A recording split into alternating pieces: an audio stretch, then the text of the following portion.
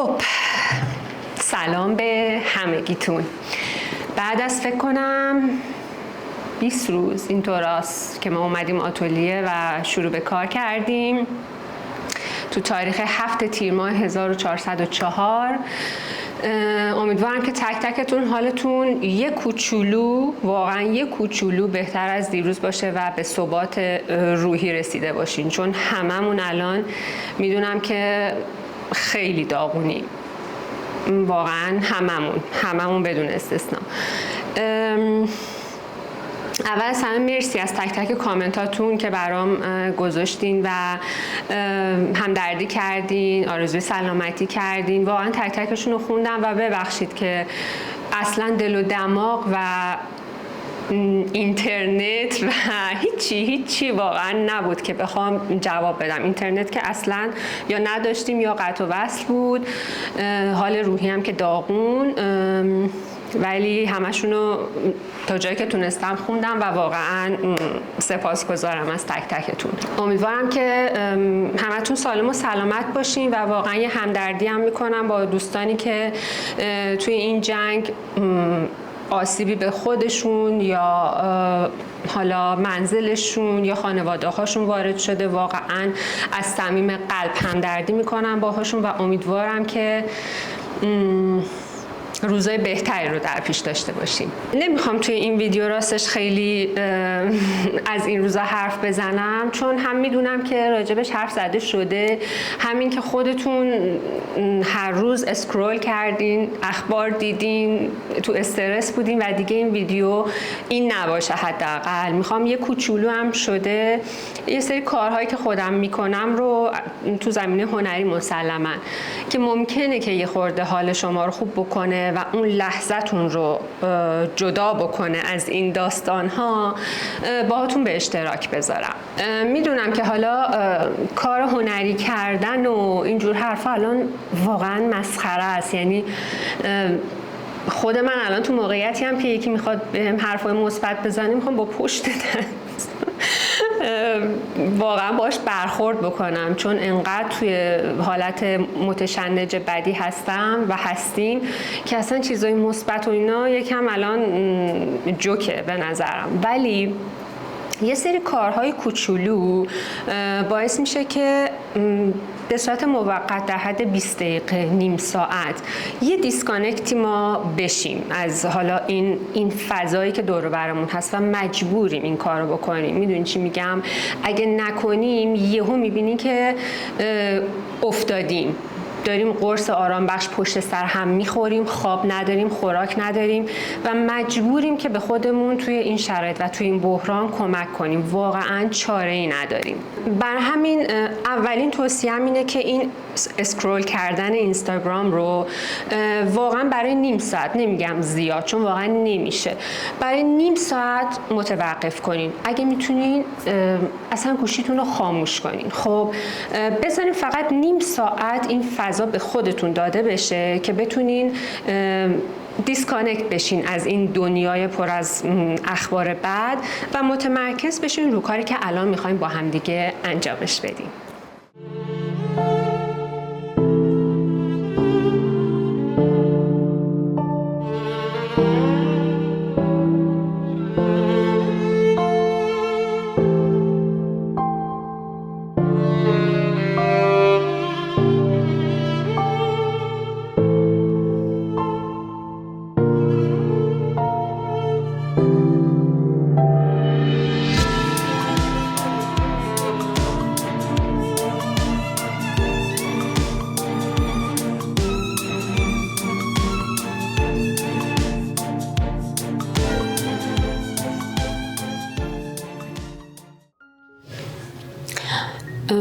حالا میخوام فضاتون رو واقعا اونجوری که خودتون دوست دارین یه چیدمان خیلی ساده و قشنگ بکنین. مهم اینه که تو این فضایی که ما میخوایم الان با هم دیگه کار بکنیم حس و حال خوبی داشته باشیم. اگه شمعی میخواین روشن کنین، المان خاصی هست توی خونتون، توی زندگیتون که بهتون انرژی و حال خوبی میده، هر چی، اونا رو برای خودتون یه چیدمان بکنین. بعد شروع میکنیم به کار کردن.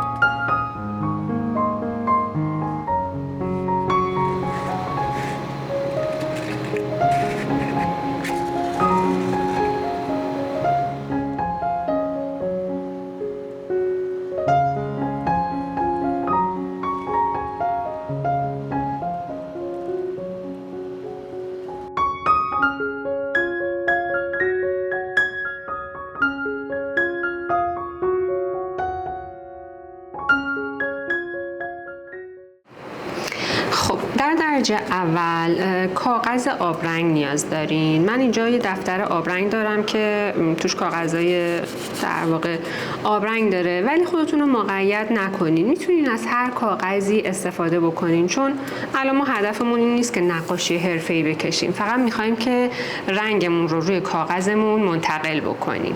قلمو نیاز دارین. حالا هر قلموی، اصلا هیچ واقعا فرقی نمیکنه. حتی میتونین یک قلموی کوچیک داشته باشین. خودتون اصلا مقید به مارک و مدل قلمو نکنین. آبرنگ نیاز دارین.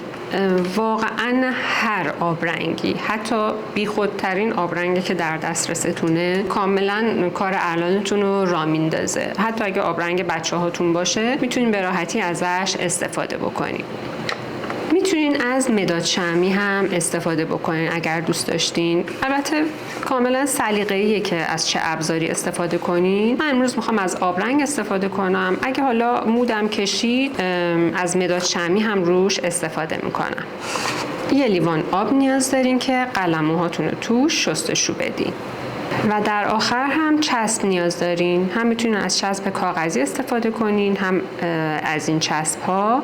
حالا هر چی که تو خونه موجود داشتین، خیلی سخت نگیرین. فقط یه چیزو همین اول کار بهتون بگم. ما الان این کاری که میخوایم بکنیم، فقط میخوام اینو در نظر داشته باشیم که قراره فقط برای دل خودتون این رنگ‌ها رو روی کاغذ بکشین. همین. هیچ کسی قرار نیست شما رو قضاوت کنه، هیچ کسی قرار نیست نقاشی شما رو ببینه، قرار نیست اینو قاب کنین به دیوار بزنین. هیچ. اصلا فکر کنین که الان میخواین این کارو بکنین، بعد میخواین پارش کنین بریزین تو سطل آشغال. وقتی با این دید شروع کنین کار کردن، اصلا ذهنتون متمرکز میشه به پروسه کار، نه اینکه حالا نتیجه کارتون قراره چی بشه. کاری که من الان کردم، کاغذم رو به 4 قسمت تقسیم کردم.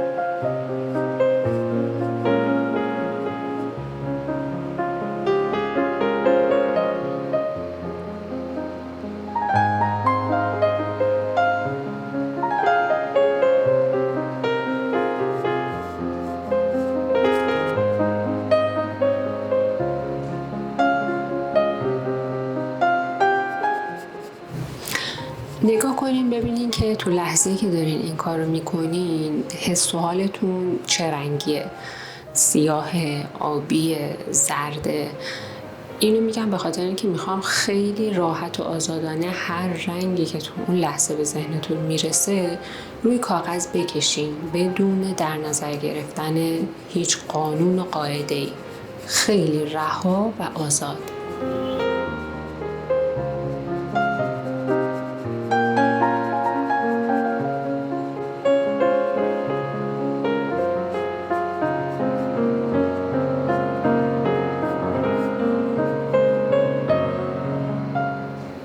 تو این لحظه فقط و فقط به خودتون، همین لحظه و کاری که دارین میکنین فکر بکنین.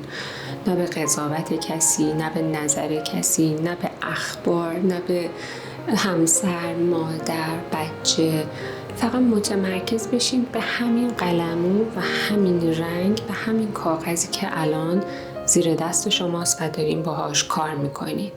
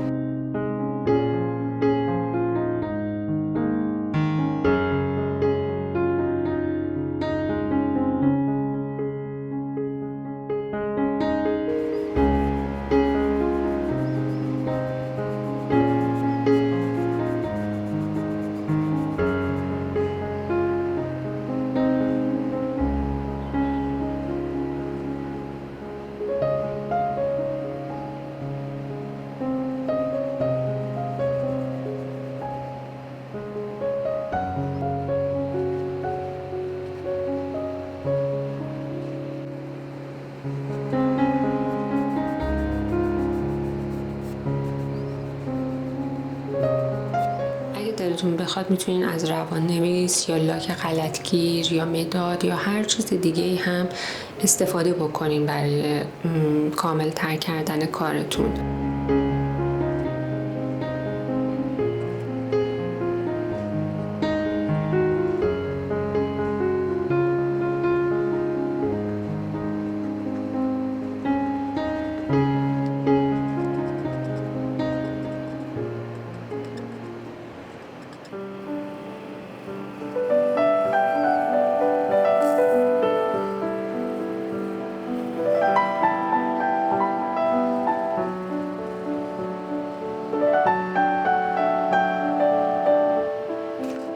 وقتی که کار من تموم شد شروع میکنم هر قسمت رو با قیچی برش میزنم و در واقع هر تیکه میشه یک نقاشی کوچولو از حس و حال اون لحظه من.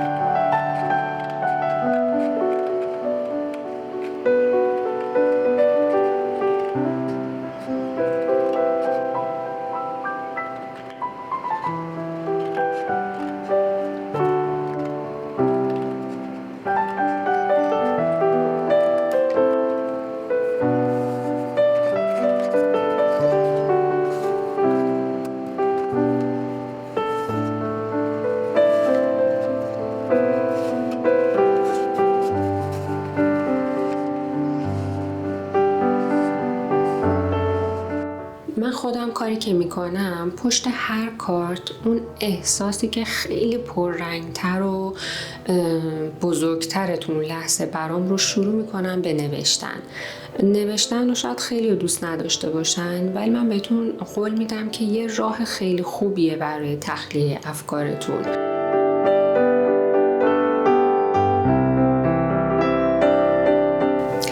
این تمرین واقعا بیشتر از نیم ساعت وقت شما رو نمیگیره، ولی من مطمئنم که بعدش نمیگم که حالتون خیلی عالی تر شده، ولی واقعا یه کوچولو اون نقطه های سیاه و حال بدتون از وجودتون خارج شده و حداقل برای چندین ساعت انرژی به دست آوردین برای ادامه دادن.